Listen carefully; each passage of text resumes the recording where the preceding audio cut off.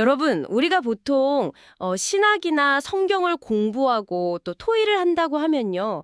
무의식적으로 막 정답을 찾아야 한다는 그런 압박감을 느끼지 않나요? 아, 그렇죠. 완벽한 답을 내놓아야 할 것 같은 기분이 들죠. 네, 마치 수학 문제 답을 맞히거나 흩어진 퍼즐 조각을 막 완벽하게 끼워 맞춰서 빈틈없는 교리를 완성해야 하는 것처럼요. 맞아요. 굉장히 딱딱하게 접근하기 쉽습니다. 그런데 만약에 그 토요의 핵심 주제가 어떤 거창한 이론이 아니라 그 누군가와의 관계라면 어떨까요? 관계요? 완전히 다른 차원의 이야기죠. 네, 오늘 우리가 깊이 파헤쳐볼 잔료가 바로 이 지점에서 시작합니다.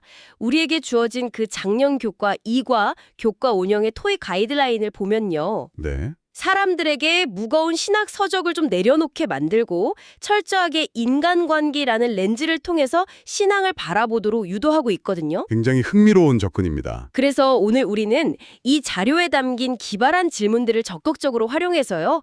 어떻게 하면 사람들의 마음을 열고 가장 매력적인 토의 시간을 만들 수 있을지 그 청사진을 한번 그려보려고 합니다. 아주 기대가 되는데요. 사실 요한복음 17장을 보면 영생을 그 참 하나님과 그가 보내신 자를 아는 것이라고 정의하잖아요. 네, 아는 것이라고 하죠. 여기서 누군가를 안다는 건 단순히 프로필을 줄줄 외우는 지식적인 암이 아니거든요. 오늘 다룰 자료의 가장 큰 특징이 바로 이겁니다. 어떤 특징이죠? 우리가 연인이나 가장 친한 친구를 깊이 알아가듯이 신과의 관계를 우리의 피부에 직접 닿는 일상적인 언어로 번역해낸다는 점이에요. 아, 일상적인 언어로요. 그러니까 보통 토해를 시작할 때 하나님은 어떤 분이십니까? 이렇게 무겁게 묻기 쉬운데. 그렇죠. 정적이 흐르죠, 보통. 맞아요. 그런데 이 자료가 제안하는 도입부 질문들은 결이 완전히 다르더라고요. 네, 아주 사적이죠. 여러분, 만약에 누군가 여러분에게 배우자나 연인을 선택할 때 성격이 전체의 몇 할 정도를 차지한다고 생각하시나요?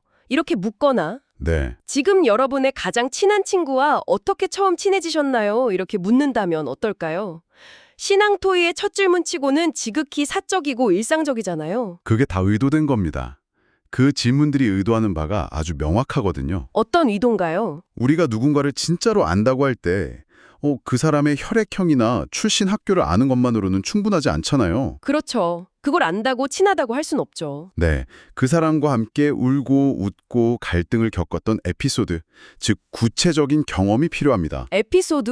아, 그 단어가 딱이네요. 이 가이드라인은 토의 리더가 막 정답을 가르치려 들지 말고 참석자 각자가 자신의 삶 속에서 겪었던 그 관계의 에피소드들을 자연스럽게 꺼내도록 무대를 만들어주라는 겁니다. 아, 스스로 깨닫게 만드는 거군요. 하나님을 아는 것도 결국 그분과 쌓아온 나만의 에피소드가 필요하다는 걸요? 맞아요. 아주 영리한 접근 방식이죠. 잠깐만요. 여기서 제가 한 가지 좀 근본적인 반론을 제기하고 싶은데요. 네, 말씀해 보시죠. 하나님이 우리와 따뜻한 에피소드를 원하신다고 하기에는 성경의 가장 첫 에피소드인 에덴 동산 이야기가 너무 차갑고 엄격하지 않나요? 아, 선악과 이야기 말씀이시군요. 네, 이 선악과를 먹으면 반드시 죽으리라. 이건 굉장히 엄격한 규칙과 형벌의 이야기인데 이게 어떻게 다정한 하나님의 모습과 연결될 수 있는지 선뜻 납득이 안 가거든요. 규칙 위반과 처벌로만 보면 그런 오해가 생길 수밖에 없어요. 오해요? 네, 하지만 오늘 우리가 살펴보는 자료에서는 그 사건의 본질을 신뢰의 붕괴라는 관점에서 새롭게 풀어냅니다. 신뢰의 붕괴요? 네, 우리 인간관계에서도 아주 잘 지내던 사이가 순식간에 남보다 못한 원수로 전락하는 결정적인 계기를 생각해보세요. 보통 오해 때문이죠. 그렇죠. 단지 어떤 규칙을 어겨서라기보다 치명적인 오해와 거짓 소문 때문인 경우가 훨씬 많잖아요. 아, 듣고 보니 그렇네요. 사탄이 에덴 동산에서 하와에게 접견했을 때 한 일을 자세히 들여다보면요. 단순히 과일을 먹게 한 게 아닙니다. 그럼 뭐였죠? 하나님이 너희 눈이 밝아질까 봐 너희에게 가장 좋은 것을 일부러 숨기고 계신 거다. 이렇게 하나님의 성품에 대한 거짓 소문을 심은 겁니다. 아, 그러니까 에덴 동산의 비극은 선악과라는 과일 자체에 있는 게 아니었네요. 맞습니다. 하나님은 이기적이고 우리를 통제하려는 분이다. 이 이간질의 인간이 넘어가 버린 사건이군요. 신뢰가 깨지면서 관계 에피소드 자체가 단절된 거네요. 정확하게 보셨습니다. 그래서 훌륭한 토의 리더는 교리적 지식 전달을 멈추고 이 지점에서 아주 본질적인 질문을 던져야 합니다. 어떤 질문이죠? 그렇다면 오늘날 세상 사람들이 혹은 우리 자신이 하나님에 대해 은연중에 가지고 있는 가장 큰 오해는 무엇일까요? 이렇게 묻는 거죠. 와, 질문이 정말 묵직하네요. 이 질문 하나가 토의의 방향성을 지식 습득에서 오해 해소로 완벽하게 전환시켜줍니다. 오해가 풀려야만 비로소 진짜 관계가 시작될 수 있으니까요. 오해를 푸는 게 핵심이라면 우리가 하나님에 대해 철저히 오해하고 있는 단어부터 재정의를 해야겠어요. 어떤 단어 말씀이신가요? 당장 거룩하다는 단어만 해도 그렇습니다. 여러분, 거룩하다는 말을 들으면 보통 어떤 이미지가 떠오르시나요? 글쎄요, 좀 딱딱하죠. 저는 솔직히 뭔가 범접할 수 없는 빛이 나고 숨소리도 크게 내면 안 될 것 같고 내 작은 실수 하나도 현미경으로 들여다볼 것 같은 깐깐하고 지루한 이미지가 먼저 떠오르거든요. 네, 충분히 그럴 수 있습니다. 실제로 레위기나 사무엘상 같은 성경 텍스트들을 보면 하나님을 끊임없이 거룩하다고 묘사하잖아요. 맞아요. 좀 무섭게 느껴질 때도 있어요.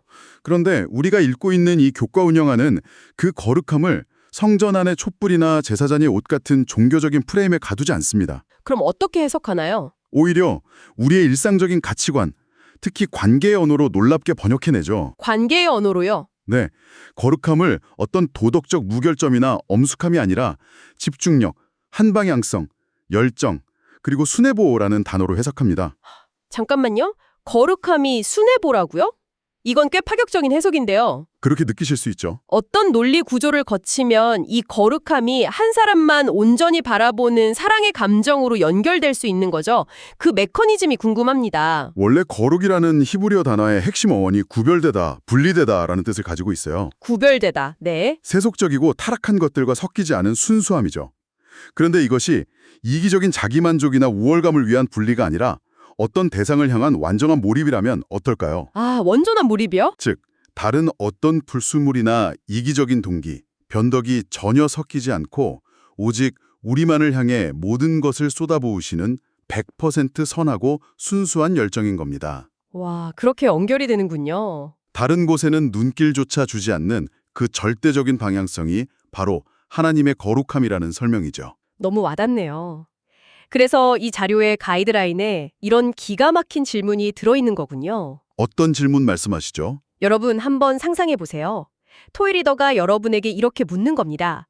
남녀 관계나 결혼 생활에 있어서 한 사람만 온전히 바라보는 것이 얼마나 중요한가요? 아, 아주 강력한 비유네요. 네, 한눈 파는 배우자를 곁에 두고 행복할 사람은 아무도 없잖아요. 절대 없죠. 만약 하나님의 거룩함을 무슨 규칙을 어기면 벌을 내리려고 지켜보는 엄격함이 아니라 오직 나 하나만 바라보는 연인의 절대적인 지조와 맹목적인 순애보로 비유한다면 어떨까요? 참석자들이 완전히 다르게 느끼겠네요. 네, 참석자들이 이 거룩이라는 단어를 전혀 다른 낭만적인 무게로 훨씬 가깝게 받아들이게 될 겁니다. 여기서 논의를 한 단계 더 깊이 끌고 가볼 수 있습니다. 어떻게 더 깊이 가죠? 거룩함이 하나님의 내면에 있는 순애보적인 방향성이라면요. 그것이 밖으로 표출되어 행동으로 나타난 결과물이 바로 사랑입니다. 아, 행동으로 나타난 게 사랑이다. 네, 요한일서 4장을 바탕으로 이 자료가 강조하는 포인트는 분명해요. 하나님은 우리에게 나를 사랑하라고 막 윽박지르고 요구하시기 전에 먼저 본인의 완전한 사랑을 십자가라는 극단적인 행동을 통해 증명해 보이셨다는 사실이죠. 와, 그 사랑의 무게를 참석자들이 직접 체감하게 만드는 아주 기발한 장치가 이 자료에 제안되어 있더라고요. 아, 고린도전서 13장 활동 말씀하시는군요. 맞아요. 개인적으로 토의 시간에 꼭 써먹어 보시라고 강력히 추천하고 싶은 활동입니다. 여러분, 고린도전서 13장, 흔히 사랑장이라고 부르는 유명한 구절이 있잖아요. 사랑은 오래 참고, 네, 그 구절이죠. 네, 사랑은 오래 참고 사랑은 온유하며, 이 구절을 소리내어 읽을 때 사랑이라는 단어 자리에 여러분 자신의 이름을 한번 넣어보는 겁니다. 자기 이름을요? 네, 나는 오래 참고 나는 온유하며 나는 무례히 행하지 아니하며. 어떤가요? 저만 해도 두 번째 줄부터 입술이 안 떨어지고 멈칫하게 되거든요. 그렇죠. 양심에 찔리니까요. 우리는 얼마나 자주 참지 못하고 무례하고 이기적인가요? 그런데 바로 그 절망적인 순간에 그 자리에 내 이름 대신 하나님을 넣어서 다시 읽어보게 하는 겁니다. 아, 하나님은 오래 참고. 네, 하나님은 오래 참고 하나님은 온유하며 자기의 유익을 구하지 아니하며 이렇게요. 정말 탁월한 대비를 만들어내는 활동이네요. 이 활동이 강력한 이유는요. 네, 인간의 사랑과 하나님의 사랑 사이에 거대한 간극을 머리가 아닌 뼈저린 경험으로 느끼게 해주기 때문입니다. 맞아요. 직접 뼈저리게 느끼게 되죠. 내 사랑이 얼마나 조건적이고 쉽게 바닥나는지 직면하고 나서야 결코 포기하지 않고 끝까지 참아내시는 하나님의 거룩한 순애보가 얼마나 압도적인 것인지 비로소 깨닫게 되는 겁니다. 그렇게 그분의 거대한 사랑을 깨닫고 나면 우리 쪽에서도 반응이 일어나게 마련이잖아요. 자연스러운 현상이죠. 우리가 누군가와 관계가 깊어졌다는 걸 알 수 있는 가장 확실한 지표가 하나 있습니다. 바로 부르는 호칭의 변화죠. 호칭이요? 네, 아주 중요하죠. 직장에서도 처음엔 김 과장님, 이 대리님 하다가 사석에서 밥도 먹고 친해지면 자연스럽게 형, 언니 이렇게 바뀌잖아요. 네, 호칭이 곧 거리감이니까요. 성경에서도 창조 과정을 설명할 때 이 하나님의 호칭이 아주 극적으로 바뀐다고 자료가 지적하고 있더라고요. 맞습니다. 창세기 1장과 2장의 언어를 유심히 비교해보면 이 놀라운 변화의 메커니즘을 발견할 수 있어요. 어떻게 다른가요? 우주 만물을 창조하는 창세기 1장에서 사용된 하나님의 호칭은 히브리어로 엘로힘입니다. 엘로힘이요. 네, 이 단어는 우주의 기원을 주관하시는 초월적이고 전능한 창조주를 의미해요. 말씀 한마디로 빛을 창조하시고 수많은 별들을 우주에 흩뿌리시는 어마어마한 권능의 신이죠. 아, 약간 범접할 수 없는 거대한 스케일이네요. 감히 다가갈 수 없는 대기업의 회장님 같은 느낌이랄까요? 아주 적절한 비유네요. 딱 그런 느낌이죠. 네. 하지만 아담과 하와를 창조하는 디테일한 장면인 창세기 2장으로 넘어가면 야훼, 그러니까 여호와라는 호칭이 전면에 등장합니다. 야훼로 바뀌는군요. 네, 야훼는 언약을 맺고 인격적인 관계를 형성하시는 내재적이고 다정한 하나님의 이름입니다. 이름만 바뀌는 건가요? 아니요, 창조의 방식도 완전히 달라집니다. 저 멀리서 우주를 향해 말씀만 하시는 게 아니라 직접 땅으로 내려오십니다. 무릎을 꿇고 흙을 손으로 빚으시고 인간의 코에 생기를 불어넣으시죠. 와, 코에 생기를 불어넣는다는 건 얼굴과 얼굴이 거의 맞닿을 만큼 가까운 거리에서 호흡을 나눈다는 뜻이잖아요. 그렇죠. 완벽한 밀착이죠. 마치 쓰러진 사람에게 심폐소생술을 하듯이 자신의 생명을 직접 불어넣는 엄청나게 친밀한 스킨십입니다. 맞습니다. 우주를 다스리는 초월적인 엘로힘이 가장 내밀하고 개인적인 공간으로 들어와 나와 숨결을 나누는 야훼로 다가오신 겁니다. 능력이 없어서가 아니고요. 네, 능력이 없어서가 아니라 우리를 깊이 사랑하기 때문에 스스로 그 취약해 보일 수 있는 친밀함을 선택하신 거죠. 이 대목에서 토의 리더가 참석자들에게 던질 수 있는 질문이 딱 떠오르네요. 어떤 질문이죠? 여러분은 지금 기도할 때 하나님을 어떤 호칭으로 부르고 계신가요? 멀리 하늘 어딘가에 계신 전능하고 두려운 엘로힘이신가요? 아니면 내 일상 가장 깊은 곳에서 나와 호흡을 맞추시는 야훼이신가요? 와, 그거 정말 좋은 질문이네요. 이렇게 묻는다면 참석자들이 자신이 하나님과 얼마나 인격적인 교감을 나누고 있는지 스스로 진단해 볼 수 있는 강력한 모멘텀이 될 것 같습니다. 그리고 그 호칭의 변화, 그 친밀함이 인류 역사 속에서 가장 극적으로 폭발한 사건이 있습니다. 어떤 사건이죠? 바로 요한복음과 마태복음에 등장하는 임마누엘의 개념입니다. 하나님이 우리와 함께 계시다라는 뜻이죠. 아, 예수님이시군요. 네, 보이지 않는 영이신 하나님이 피와 살을 가진 인간 예수 그리스도의 모습으로 우리 삶의 현장에 직접 뛰어드신 겁니다. 정말 완벽한 야훼의 모습이네요. 그렇죠. 예수님이 먼지 나는 길을 걸으며 사람들의 병을 고치고 소외된 자들과 함께 밥을 먹고 슬퍼하며 눈물을 흘리셨던 모든 행동은요. 네. 곧 야훼 하나님이 우리와 얼마나 가까이 있고 싶어 하시는지를 보여주는 완벽한 시각적 증거입니다. 그런데 전문가님, 여기서 우리가 짚고 넘어가야 할 아주 중요한 맹점이 하나 있습니다. 맹점이요? 네, 우리가 신앙 토의를 하다 보면 종종 범하는 실수인데요. 나와 하나님과의 관계가 너무 좋고 끈끈하다 보니까 남들도 나와 똑같은 방식으로 하나님을 경험해야 한다고 은연중에 강요할 때가 있거든요. 아, 정말 자주 있는 일이죠. 나는 이렇게 기도해서 이런 응답을 받았는데 넌 왜 그렇게 안 해? 이런 식으로요. 하지만 오늘 자료의 가이드라인은 이 부분에 대해 아주 따뜻하고 통찰력 있는 해답을 주더라고요. 그렇습니다. 사람들의 성격과 자라온 배경이 수십억 가지이듯이 하나님을 경험하는 방식도 사람마다 다를 수밖에 없습니다. 당연한 얘기죠. 자료에서는 이것을 결혼 생활에 비유해요. 어떤 부분은 주말마다 같이 야외로 나가 액티비티를 하며 사랑을 키우고 어떤 부분은 거실에 마주 앉아 조용히 각자의 책을 읽으며 깊은 안정감을 느낍니다. 부부마다 스타일이 다 다르니까요. 부부의 관계 맺는 방식에 정답이 없듯이 신앙도 마찬가지입니다. 누군가는 철야 기도를 하며 하나님을 뜨겁게 만나고 누군가는 조용한 숲속을 걸으며 묵상할 때 하나님의 숨결을 느낍니다. 아, 그러니까 내 신앙의 모양이나 내가 하나님을 느끼는 방식이 저 사람과 다르다고 해서 내가 틀린 게 아니라는 거군요. 전혀 틀린 게 아니죠. 훌륭한 토의 시간이라면 왜 저 사람은 나와 다르게 생각하지? 이렇게 판단하고 교정하려 드는 게 아니라요. 네. 아, 저 사람은 완전히 다른 색깔로 하나님과 아름다운 에피소드를 써내려가고 있구나 하고 그 다양성을 감탄하며 들어주는 자리가 되어야겠어요. 맞습니다. 그 다양성을 편견 없이 수용할 때 비로소 우리가 믿는 신이 얼마나 크고 넓은 분인지를 함께 깨닫게 되니까요. 정말 멋진 말이네요. 자, 이 모든 논의를 가장 완벽하게 요약해주는 텍스트가 있습니다. 오늘 다루는 자료에서 제안하는 역사적 문헌의 인용문인데요. 그 깊이가 정말 압도적입니다. 오, 어떤 내용인가요? 제가 의미를 조금 풀어서 설명해 드리겠습니다.